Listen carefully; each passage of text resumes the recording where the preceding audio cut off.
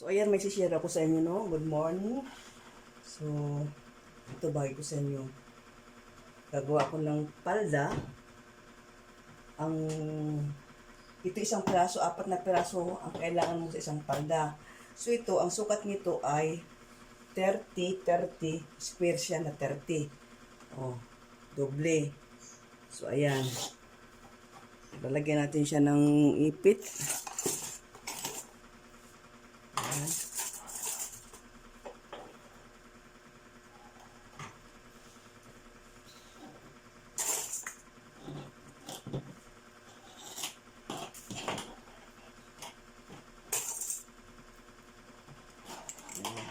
After siya malagyan ng ipit, gaganyan nyo. So, kailangan doon distansya 6.5. So, yan, 6.5 ha. So, ayan. Dapat yung ayan, 6.5. Ayan. Diyan nyo i-bend ng ganyan. So, lagyan ng plate. Tapos dito rin sa kabila. So, kabila yun ha. Nagiging ganyan ang labas niya. So, 6.5 din dito. Nakikita ba? 6.5 din.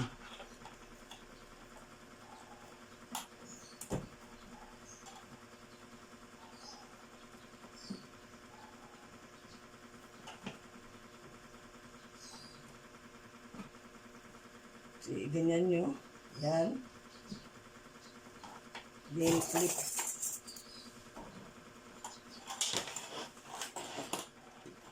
So, ayan siya. Sintong-sintos siya doon. Pareho siya lang ganon.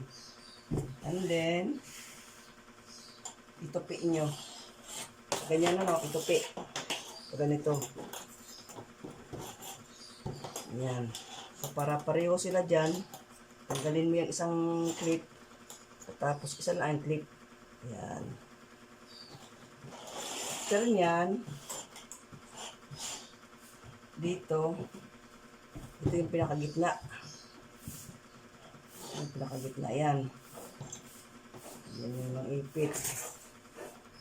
Ipit. Sukat ng 3 inches. Pabilog. Yan.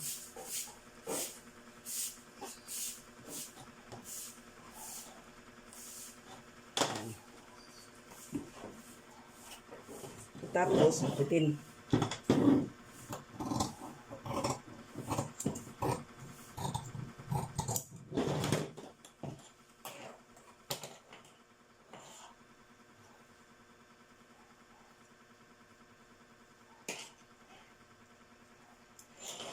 So, yan na siya.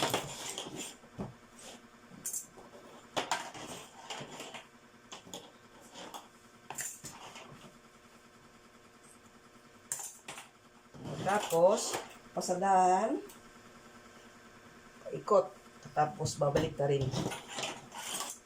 Ayan. Ayan, papasadahan na natin ito. So, papasadahan ng paikot. Pakita ko sa inyo, after nyan ha. So, nood lang.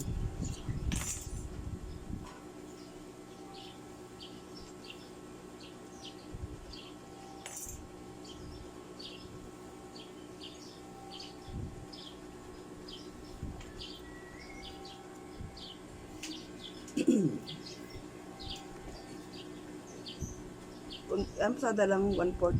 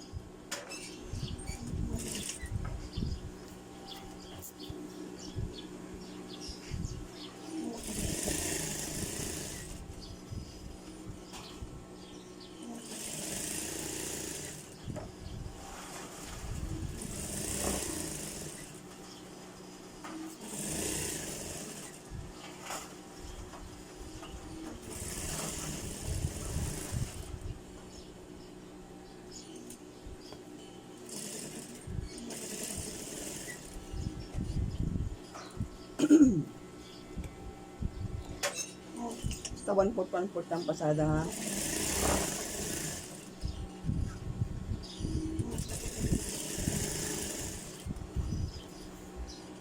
Ito kasi papansahin ko pa ito bago ko siya balik pa rin. Dahil ito pinulit ko lang, hindi ko, meron pa si mag-cut, so sukat lang tapos pinupulit ko lang para ganda. Best ang trabaho. Kunting pansa mo lang. So, ayan.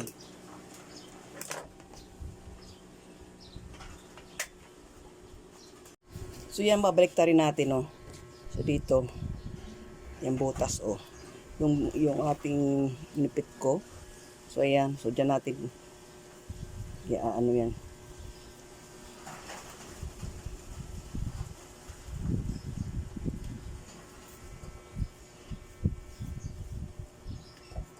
Lagyan agad ng clip. Kasi ito ay organza. Organzang original ito.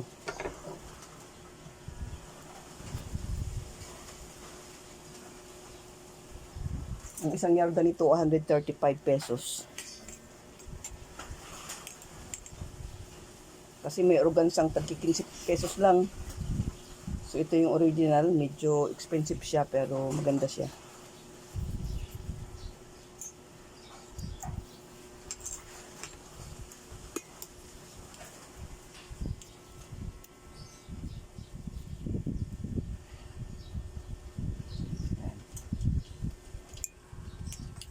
So ito hindi mo papransahin yan, hindi mo rin siya papasadahan. So para mag-bulky siya.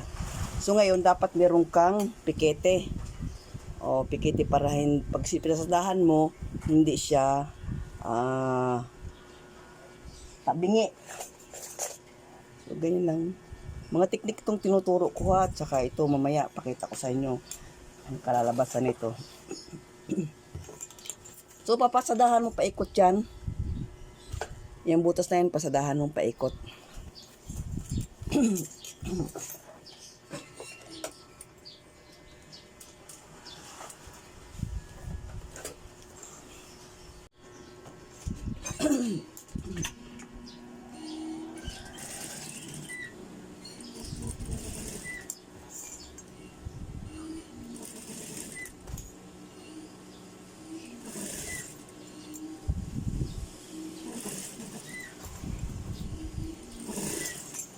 Pasadahan mo lang para may kakapitan kaya meron siyang mag-hold kapag pinits mo yan.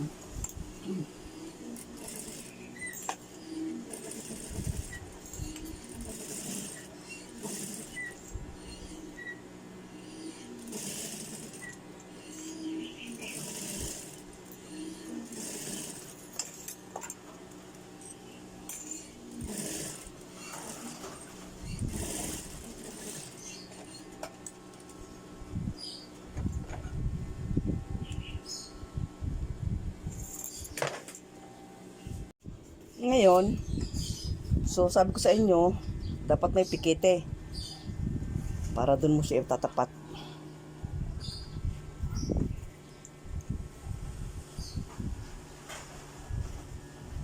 Ayan. So bali nakaganyan siya, oh. Nakaganyan siya. So ang gagawin mo uli, papasadahan uli yan. Sa gilid na gilid lang pasada, no?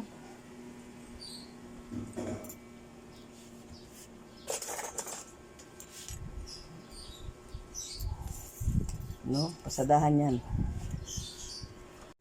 So ito 1/4 1/8 1/4 ng waistline. So ang waistline niya ay 26, so 13, so 6.5. So yung 6.5 dagdagan mo siya ng 4 inches. So 6.5 plus 4 inches, ilan yon? So ayan siya, oh.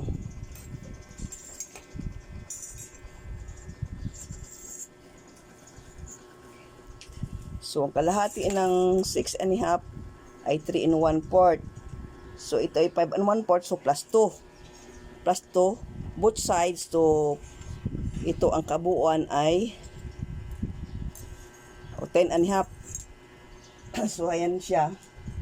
10 and a half siya. So, pag kayo magkakat, ang butas nyo, ang bilog na ito, kung ano yung waistline nyo, magpa-plus lang kayo ng 2 inches magkabila. No? Yun yung pinaka-kuha nito dahil ipiplits natin yan. So, ayan siya. Dito, ayan, ipofold nyo yan. So, ayan siya. Mula dito sa gilid, 1 inch. Tandaan, pikite yan. Katapos mula dyan, 2 inches. So, katuloy pikete. Katapos, igaganyan na siya. Ayan.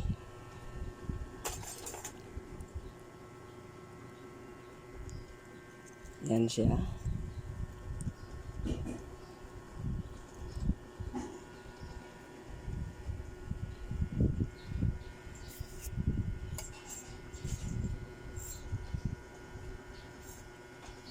So, ayan siya. May pakita ko, ilagay ko sa manikin para makakita nyo, ha. So, ayan siya. So, pwede rin yung i-advance dito. Pwede rin yung ilapit lang dito. Pwede yung ilagay dyan. Pwede yung ilagay nyo dyan. Pero, kahit nyo dito sa lagit na ilagay, dito sa banda rito, kailangan distansya ng mula sa gilid hanggang dito, sa bawat gilid ay pareho ang distansya para maganda ang flow. No, yan siya. Ito yung 1/4 ng baywang. So, ayan siya. Yung dalawa na. O, kalahati skirt. So, dito lalagyan ko pa siya ng dahon. Para maganda.